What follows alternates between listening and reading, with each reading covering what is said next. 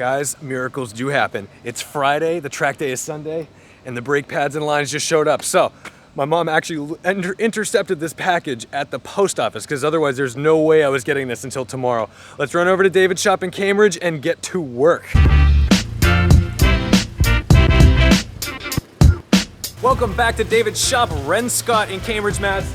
He needs to get all the bubbles out of his cooling system because, as you remember, there was a small incident on the track which required a radiator replacement and a full coolant flush. So now we're just trying to get all the bubbles out so she doesn't overheat when the thermostat ticks on. Once this is out of the way, we'll get to work on the BMW. Oh, the old Raptor's got a little problem.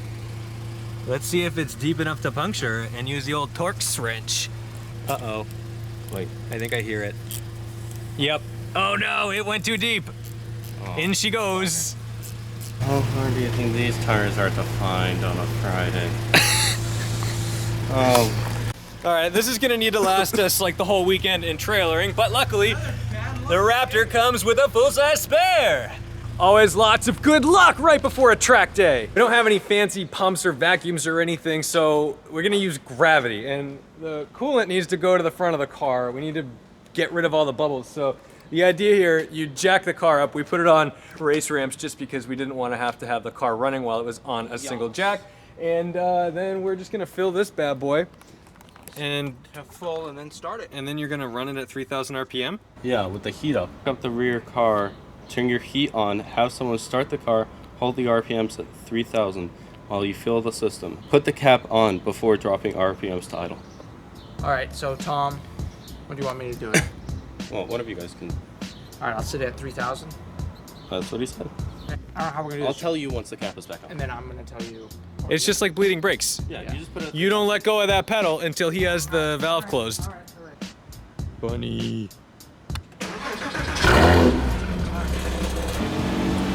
You there?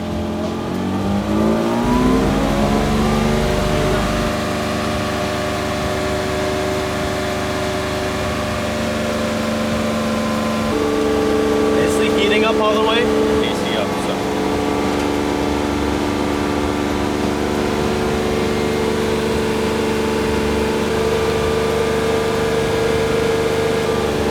No, okay, more throttle. More throttle. All right, put the cap on.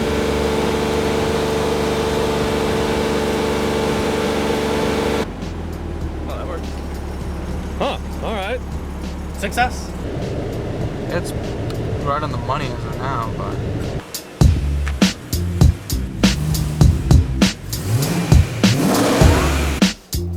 I'm responsible for cooking and whatnot. I was like.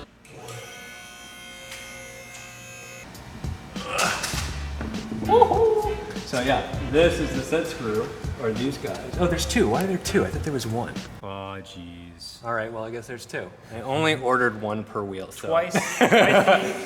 We don't have, we don't have that. But anyway, yeah, these gotta go out, and these suck. These are the types of things that can totally ruin your day. That looks wicked crusty. Yep, so we're gonna PB blast them now. And now we pray to the baby Jesus to hope our set screws come out nicely and that we're not here all night drilling into my BMW. Amen. Which Raptor is better? I don't know. Let's drive them both side by side. Oh, that's Everything's breaking loose. That's a good. Well, not the set screws yet, but the calipers are gonna come off just fine. Okay, boys and girls. Wait, hold on. All right, go. Okay, boys and girls. Hold on, one more time. Okay, boys and girls. Thank you so much.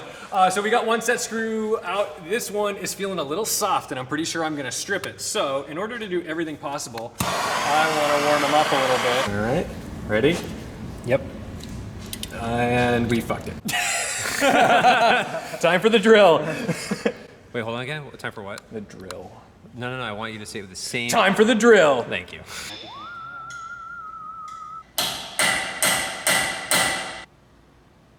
It's gonna get hot. And she's off. A little lesson in bolt extraction. If you can't get a bolt out, you got like two options for trying to save your ass. So like for instance, we're using a 5mm. If you go to the size slightly larger, but in imperial sizes, English sizes or whatever, which in this case is a 7/32, it's just ever so slightly bigger, and after you've already stripped it a bit, you can usually hammer this in. And then if this strips it, then you can do the same thing, but with Torx bits. And the first T30 spun before we even did the 732nd. So we went up to the next size, which is a T40, and just hammer this thing in until it hits the bottom. And if that doesn't work, then you're fucked. It's coming from the stadium. So then, is that screw? I thought it was only one. I didn't know there were two. Oh, one's better than none. I ended up going with the EBC yellows. Everyone's telling me, oh, you should do this, you should do that. But here's the thing. I don't want Hawk HP Pluses. I don't want PFC 08s because I'm driving this car every single day to work, and it's terrifying when you have brakes like that. They basically have no bite. You give them a little bit of, you touch the pedal, and then they're terrifying. The EBC yellows, what I'm hoping they're going to be is they're going to be a track pad that's leaned more toward the street, so that way I don't get like scary stops where you lean into it and then wait, do that again. Now we're going to try to replace these lines, and this is going to go horrible. Oh my god. Fuck, I can feel that tapeworm coming out. Oh my god, what is that beetle? We didn't have our little caliper spreader thing, so Eddie just got back with it. Now we can actually put some pads in here. I'm actually not going to do the lines. When I went to try to disconnect... Oh, better, even better. Sorry, it's just McDonald's, it's a McFlurry, it's not Eddie. When we went to try to take the stainless steel lines off, the top nut where there's a little flare, it was turning with the hard line, and it just looked like we were going to break stuff. So we decided, you know what, we're gonna leave the soft lines in there right now. We've got our pads and rotors in. Like I said, our stainless steel lines are not going in tonight. That was a little optimistic of me.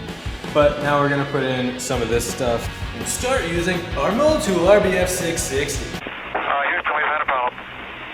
Well, this is the first time for everything. This is my first, I fucked up. Now we're gonna try to replace these lines, and this is gonna go horrible. I'm leaking brake fluid out of the front left corner, and it's not great. So instead of going up to New Hampshire and getting ready for this track day, I'm at an emergency stop to Wile Motorsport. I wasn't planning on making a Wile Motorsport episode today, but here we are. So let's see if Jake can fix this. Coming in on a Saturday just to help me out. Hello.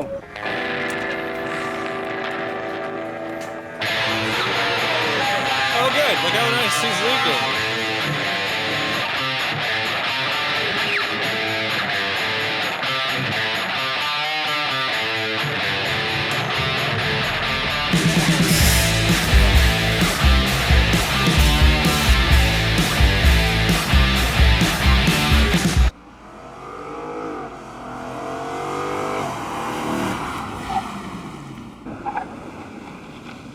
Success! We have non-leaking brake lines. I am ready for the track because of Wile Motorsport. Thank you so much, Jake and Evan. I really appreciate the help. Let's get this M3 up to New Hampshire. Thank you so much for watching, liking, commenting, and subscribing. I'm exhausted. Now I gotta go drive this 100 miles.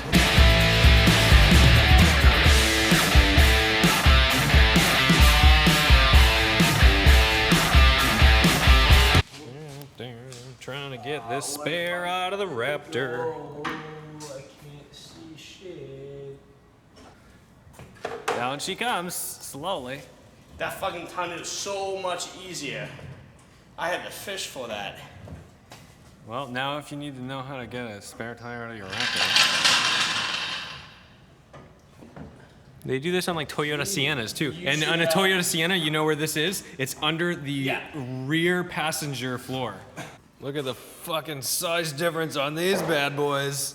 Raptor versus M3. What's your rim size? They're 19s. This job has not been fun. It took a little while to get these set screws out, but excuse me.